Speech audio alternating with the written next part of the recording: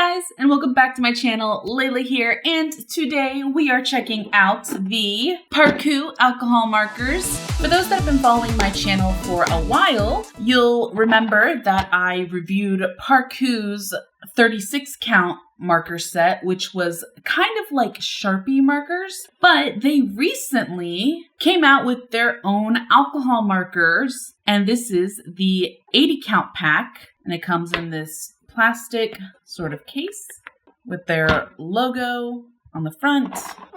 And the cool thing is they provide their own color swatching sheet, which I really appreciate as an artist that has checked out so many different kinds of art products. It's nice not to have to make my own color swatch for once. So I love it when brands put this together for you. So with that said, I'm gonna go ahead and color swatch. So I can definitely tell that from the color names that PARKOO's ink also lines up with the SHINIES Touch Twin ink system, which seems to be the usual trend when it comes to more affordable marker lines. And even the design of the marker itself is very similar to some other brands that I've reviewed. So with these markers, these are bullet nib and chisel tip. And basically we have our bullet nib on this side, and then the chisel nib on the other side, which is pretty standard.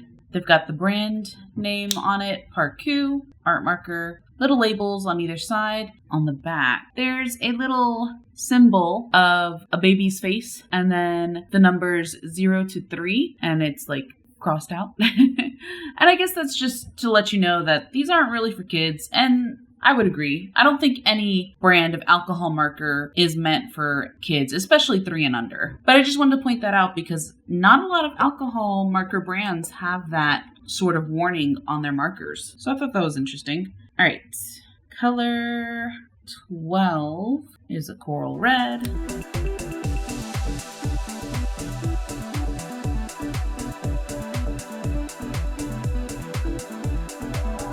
And these markers were given to me for free by PARKOO in exchange for an honest review. So unlike my last PARKOO video, this is not sponsored.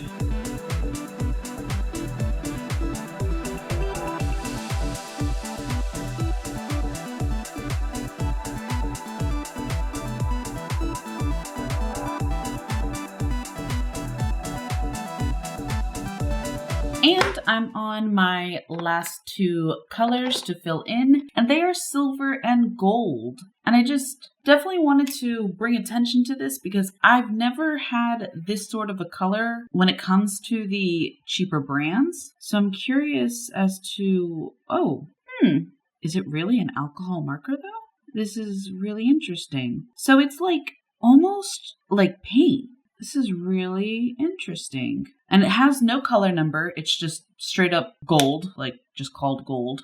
And I assume the silver is the same. Yep, very interesting. It's almost like an acrylic kind of paint. And it's shiny. Let me bring it up to the camera. Isn't that interesting?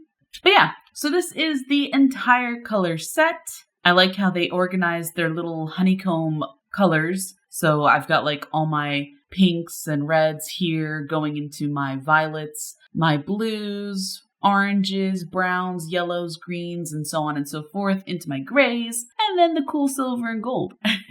And I definitely like how PARKOO added much of the higher number colors, like 147 and 138, 166. What I'm seeing is the higher colors that are in the hundreds tend to be lighter, and I don't see that a lot from more affordable marker brands. They tend to just stay at about 100 and below, and all those colors are super vibrant and dark and bold and rich, like 52 and 72, and those are just really strong. So it's nice to see that PARKOO also added in, these much lighter colors. And with that done, I'm going to go ahead and move this to the side, and I'm going to move that to the side and bring in the piece I'll be coloring for today. So as always, I drew this up digitally. By the way, I don't know how many of you guys know this, but if you go to my website, halalela.com, I'll have it in the description below, you are able to get free line art. So if I'm coloring something that you like,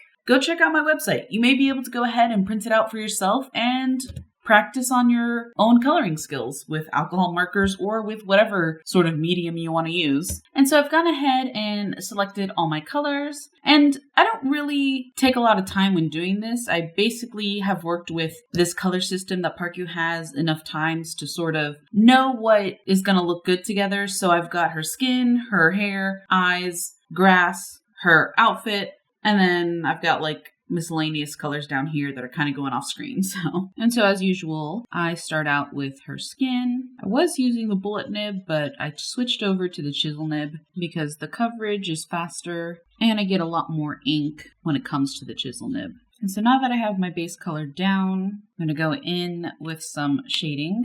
So this was raw silk color, and I've got this fruit pink kind of color. And now I'm going in with the bullet nib, just so I can focus more on finer detail, because I'm not exactly coloring in huge open areas at the moment. And when it comes to shading, I kind of do sort of a cell shading technique, which is basically just not focusing too much on blending my colors together, because it is a bit more difficult to blend when it comes to using chisel tip and bullet nib type markers. And that's not to say I don't try and blend. For instance, on this arm, the color's just a bit too strong. So I'll go ahead and I'll take my lightest color and I'll just go right over top of it just to get a better sort of softness to it. And you can kind of see how the outer edge of her arm back here is pretty light, and then it like kind of transitions into the darkness of the shadow. And it's funny because I get a lot of comments where people are kind of confused as to why I color the way that I do.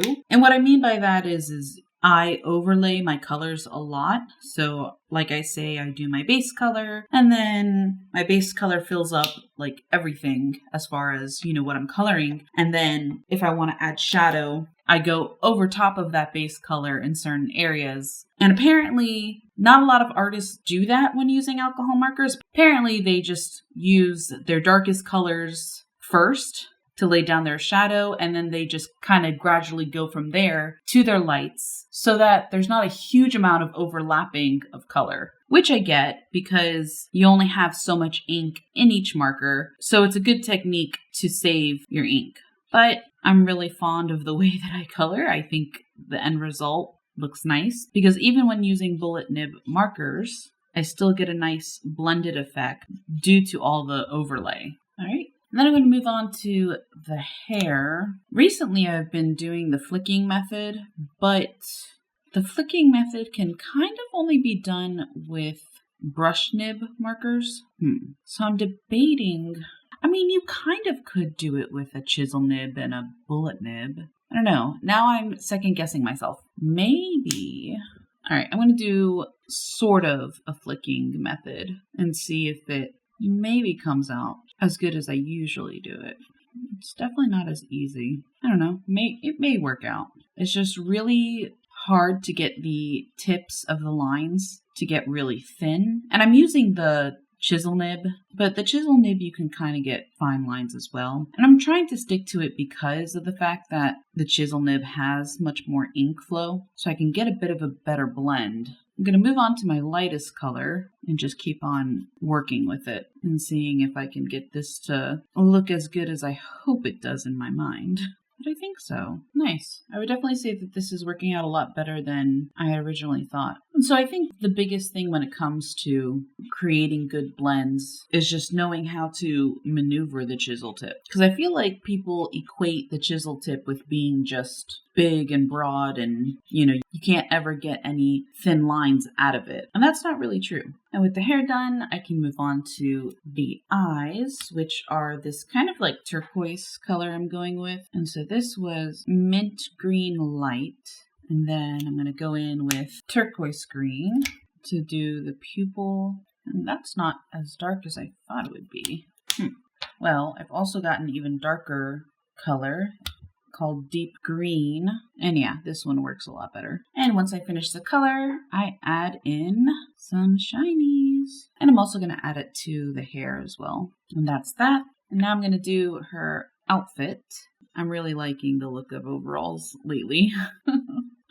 And I'm not entirely going for the blue denim look. I kind of wanted to make it kind of purple. And so I'm using this lavender color. And I basically just felt it would look better in the end because I'm trying to save my blue for kind of the background area. So I didn't want to have an overwhelming amount of blue.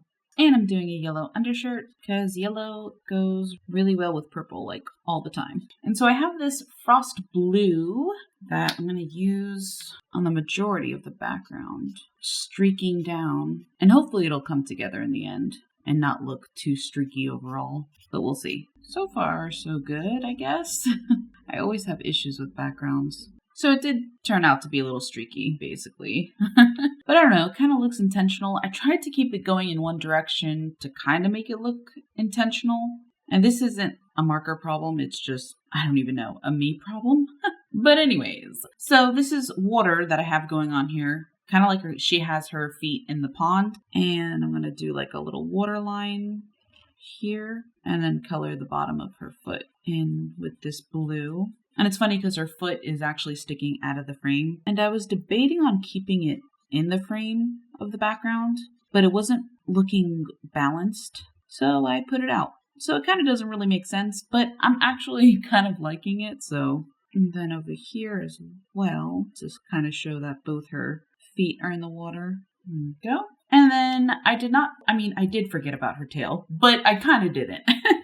Like I kept looking at it and I kept thinking, I gotta do her tail because I forgot to color it right after I finished her hair up top. But basically, it is going to be the same color as her hair, of course. So I'm going to go in with my darkest pink and then start blending out with my lighter pink colors. And so that completes this image. So I had a lot of fun with these markers and I had no issues with them. And when I was using their last marker set, it was so similar to these sort of alcohol markers. And I'm really glad that they went ahead and came out with this because I felt then that they had so much potential to just go ahead and come out with their own sort of alcohol marker line. And so I'm really happy with the finished product. They are $39.99 on Amazon. I'll have the link below. And as of this video, they also have an extra 15% coupon that you can apply. I don't know if it's for just Prime members or if it's for anybody, but yeah.